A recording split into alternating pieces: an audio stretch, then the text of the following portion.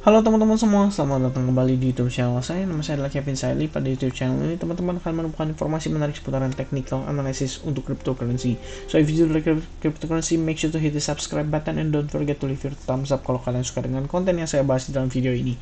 Teman-teman, kita akan bahas tentang Cardano, but before kita masuk ke dalam pembahasan Cardano, saya pengen kasih update terpenting untuk teman-teman hari ini, yaitu The Federal Reserve. Ketuanya yaitu Jerome Powell itu melakukan speech atau testimoni tadi sekitar jam berapa ya? Nah, kalau di jam Jakarta saya kurang tahu teman-teman. Tapi kalau misalkan di jam Turki tadi sekitar jam 10 malam ya, dia melakukan testimoni atau melakukan semacam speech di mana dari speech itu kita bisa mengambil satu key point bahwa tapering itu akan dipercepat. Which means sebenarnya menurut saya ini jadinya seperti back and forth ya, dimana waktu itu dia udah pernah bilang kalau misalkan posisinya coronavirus itu terlihat membahayakan, terlihat bisa meresikokan proses tapering, maka dia akan undur. Tapi sekarang posisinya kita tahu, sama-sama tahu ada varian baru Omicron, terus juga kemungkinan udah ada beberapa negara yang mulai melakukan penutupan terhadap penerimaan turis lagi, dan akhirnya ya seperti yang teman-teman ketahui, tapering tetap berjalan gitu. Jadi menurut saya ini ada inconsistent yang terjadi terhadap si speech atau ya istilahnya apa yang disampaikan oleh si Jerome Powell ini. Ya mungkin dia ingin tetap mempertahankan istilahnya proses tapering untuk berjalan lebih cepat supaya keadaan ekonomi sesegera mungkin bisa segera membaik. Ya itu yang mungkin kita nggak tahu teman-teman. So ya itu paling tambahannya atau news di awal yang perlu saya sampaikan ke teman-teman. Jadi ini sedikit urgent lah ya. Nah setelah itu kita akan bahas tentang Cardano lebih lengkap, terutama technical analysisnya. Jadi sementara untuk Cardano posisi saat ini, beberapa waktu lalu saya ada dapat informasi ya kalau misalkan Cardano ini ada aktivitas lah istilahnya di South Africa, dan aktivitasnya otomatis jadi kena dampak karena virus Omicron atau COVID-19 varian baru itu katanya ditemukannya pertama kali di South Africa. Jadi ya mungkin ini yang menyebabkan Cardano akhirnya nggak bisa ngepump lebih signifikan gitu teman-teman. Tapi overall kalau misalnya kita cari tahu sendiri kan dia sendiri punya Sunday Swap ya, yang katanya rencananya itu baru akan dirilis sekitar Januari mendatang. Jadi ya saya pikir Januari mendatang ya mungkin ada potensi untuk Cardano itu ngepumpnya sedikit terlambat atau sedikit di belakang. Oke. Nah, secara technical analysis sendiri kita akan coba baca teman-teman. Jadi kalau misalkan so far yang saya tahu di sini kita ngelihat ada yang namanya si key support resistance. Ini sebelumnya kita udah sempat sampaikan teman-teman, dan di kisaran area inilah seharusnya Cardano sendiri bisa bertahan gitu ya. Nah, lalu kalau misalkan dari pergerakannya saat ini sendiri kita membentuk semacam either itu falling wedge pattern atau kalian bisa bilang itu descending channel, itu juga sama aja teman-teman. Tapi intinya antara dua hal tersebut lah ya, istilahnya memang si Cardano ini memasuki proses koreksinya, dan kalau dilihat saat ini teman-teman itu kita sebenarnya lagi struggling dan mencoba untuk mempertahankan key support yang tadi kita bahas di kisaran 1,48 dolar. Nah, saya pribadi itu terus terang masih melakukan akumulasi terhadap Cardano dengan average price saya entry itu di kisaran 1,8 ya, terakhir 1,8 dollar itu average price saya untuk spot terutama teman-teman.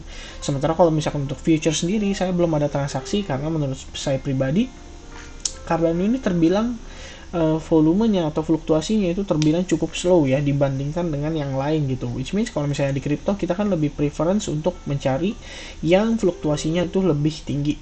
Terutama buat teman-teman yang trading futures, saya cukup yakin seperti itu karena kita semakin lama nunggu, semakin kita bermain di dalam market, biasanya emosional itu akan semakin bermain, which means psikologis juga akan semakin bermain berdasarkan pengalaman yang udah-udah.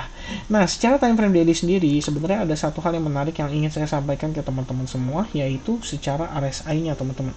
Nah, indikator RSI menunjukkan bahwa posisi Cardano saat ini itu berada pada area oversold-nya dia. Dan itu secara indeks terakhir itu berada di kisaran 27 kurang lebihnya teman-teman. Kalau kita tarik sedikit ke belakang, sepanjang 1 tahun terakhir atau bahkan sampai 2020 itu pernah juga mengalami hal demikian atau hal serupa, tapi itu di kisaran kurang lebih bulan Februari ke Maret ya teman-teman ya.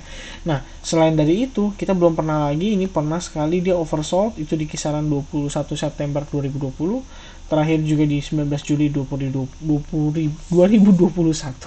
dan yang latest atau yang terdekat yang baru saja terjadi itu adalah yang saat ini gitu, yang baru-baru ini terjadi. Nah, sementara kalau kita lihat sendiri teman-teman, itu berdasarkan dia punya RSI ya, kalian bisa lihat ya comparisonnya. Ini 19 Juli 2021 oversold, dia berada di area 1,02 dolar.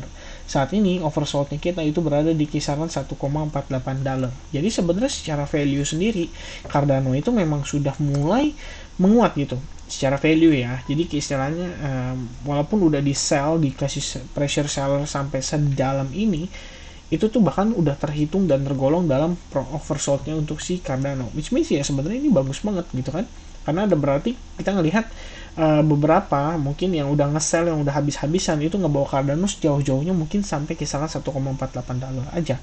Dan tentunya untuk hal tersebut kita memerlukan konfirmasi ya yang perlu dilakukan oleh si Cardano, dan itu secara time frame hourly, which means akan kita bahas saat ini teman-teman. Jadi sekilas kalau Cardano kalian lihat nih berdasarkan chartnya sendiri, itu kita bisa lihat teman-teman, dia itu membentuk kayak semacam trendline ya, trendline yang ada pada si Cardano saat ini. Dan trendline itu sebenarnya sudah di break posisinya sih. Kalau misalnya kalian mau gunakan garisnya juga gak masalah, tapi in the end memang ini posisinya kita bisa katakan sama-sama sudah break out dari si trendline atau channel tersebut. Oke.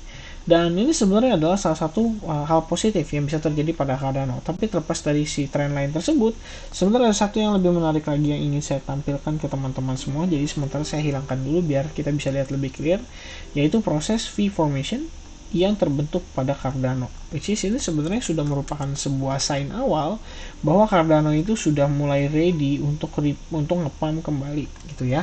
Ya, memang sih kita ngelihat kasusnya ini kan masih cukup panjang harusnya untuk Cardano ya. Kalau kalian lihat sendiri ini dari hari ini beberapa yang hijau, Cardano itu tergolong salah satu kripto yang hari ini masih di bawah koreksi.